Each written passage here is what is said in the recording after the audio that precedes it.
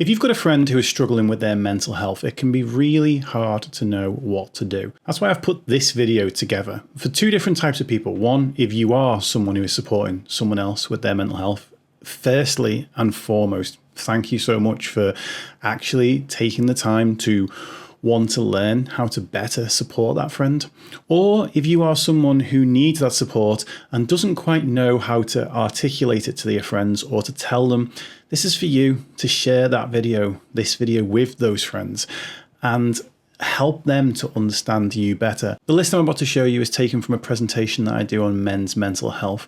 And to be fair, all of these things are things that I personally would have benefited from or could benefit from going forward when I'm struggling with my mental health myself. I'm very well aware that this list has come from a lot of my own bias and a lot of what I've had in conversation with other people who struggle. So I'm always willing to learn. So if you've got anything you want to add to this list or you think anything should be changed, please do let us know in the comments, because that would be extremely useful. And especially because this was written for my men's mental health session, a lot of these suggestions can be quite male specific. So I'm really keen to hear from the ladies out there whether this list actually would work from your perspective too, or if there's things there that need to be added. So let's have a little look at the list. First, we have include them still. This is so important because basically what will often happen is that when a person goes inwardly with their mental health and starts to struggle, they will start to turn things down so much more readily. This can happen with anxiety, this can happen with depression. And as someone who's been in that situation, one of the first things that person feels when they turn down that situation is relief. It's suddenly the pressure is gone of having to be out there. What can then happen is if that person continues to turn down situations, instead of feeling relief, they will feel isolated. And especially if those invitations stop coming, that isolation is only going to get worse. From your perspective, I totally understand it, the fact that you're thinking, well, the person always says no, they never come to anything. So what is the point in inviting them along? I always like to go back to, there's a Winnie the Pooh sort of meme on this, which is that Eeyore is basically clinically depressed all of the time. And yet everybody still invites him on adventures. He doesn't always go to them, but he goes to the ones he feels capable of that day. And even if you're not going to go, it's always nice to be invited. I also want to add an extension to this about things like WhatsApp chat groups or chat groups in any format, could be Discord. When a person is feeling more affected by their mental health and they start thinking that their social value is lower, they might find being in those chat groups to be stressful for many reasons. It might be trying to keep up with the number of messages that's coming through when you feel like you've not got the energy to read them all. It could just be feeling that you don't offer any value to that group, so you might feel like you want to leave. It sometimes can actually also be a bit of a cry for help, and these things often go unnoticed. If a friend leaves a chat group, always check in on them. Ask them if there's anything going on. Ask them how you can be there for them. And then also after that, periodically ask them, would you like me to add you back into that chat group? Because actually for the person who's walked away, the person struggling with their mental health, it can actually be an intimidating or even embarrassing experience to ask to be let back in or to try and rejoin.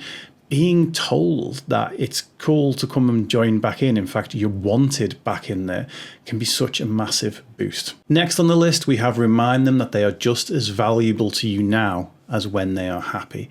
This one is massively important to me because the first thing I will think when I get into that situation is, I'm just no good for anybody when I'm like this. And the problem is, if you just say that to other people, they might not know how to respond. They might not know what to say in that situation. And that can lead you into having confirmation bias around the idea that you are. Our mental health may fluctuate, but your value as a person never does. This is down to the misconception that our value as a person is based on our utility, what we are able to do. If that is the case, do you periodically check all of your friends to make sure they are living up to their value as a friend. You don't. You make exceptions for them when they're struggling. You make exceptions for them when there's a lot going on. But when a person is really struggling with their depression or their anxiety, being told, I love you just as much now as I do on your best days, can be one of the most empowering things that that person can hear. Next, we have do things for them, sometimes without even asking. I've got a reasonably vulnerable personal story to share with you on this one, because this was not one of my finer moments. But when I came back from a trip to Thailand and I just had one of the biggest adventures of my life, I got in the ring and actually done a semi-professional fight. Then I spent a whole night partying after that, basically completely pumped up on adrenaline. Did all the touristy things the next day and then flew home. Didn't sleep on the plane and had been awake for about 72 straight hours by the time I got home. And I had, well, literally a psychotic break, thinking that there were monsters and demons in my house, that everything in my house was completely wrong. So I started throwing things around the house at these monsters and demons. I threw basically a bunch of like wine bottles, like smashed against the wall, red wine spilt absolutely everywhere. And then I took a hammer to my kitchen units and started breaking them up. It is easily the single biggest destructive thing I have ever done in my life. So why am I sharing this with you? Well, I then went to bed and slept for a day and a half off the back of this. One of my friends turned up whilst I was in that state and he had a key to my house. He let himself in, he came up to my room, checked in on see how I was, and I was just virtually non-responsive. Didn't want to talk to him, didn't want to do anything. And honestly, like, this guy knows a lot about mental health now, but back then, this is like 2010. Back then, he didn't know really anything about how to handle me whatsoever. But what he did was just wonderful. He didn't know how to handle the conversation that was upstairs. He didn't know how to handle the mental health. But he did know how to handle the mess that was downstairs. And without asking me, he just cleaned it all up as best as he could. Got rid of all the glass, made sure it was all safe, cleaned up the stains as best as he could. Yeah, okay, there wasn't a great deal we could do about the broken cabinets, but he cleaned as much as he could for me and didn't come up and ask for any gratitude or anything like that. Just kind of left. And when I basically got out of bed finally and went down, I cannot tell you how much of a relief it was that I didn't have to do as much of that work, because I was completely riddled with shame whilst I was actually feeling this. And that shame was compounded on top of the rest of everything else I was feeling. It was making the idea of cleaning up not only feel difficult, but feel impossible. So having that particular thing taken off my list, it was such an absolute blessing. Now, it doesn't always have to be as severe as that type of situation. This can be something as simple as cooking a meal for that person, taking a lasagne around, something that they can reheat, they can use for a few days. That is something that you can do that is absolutely fantastic, because what you will find is when a person is really struggling with depression, their motivation to do their self-care, their motivation to do those things, to cook a healthy meal for themselves, will just be completely out the window.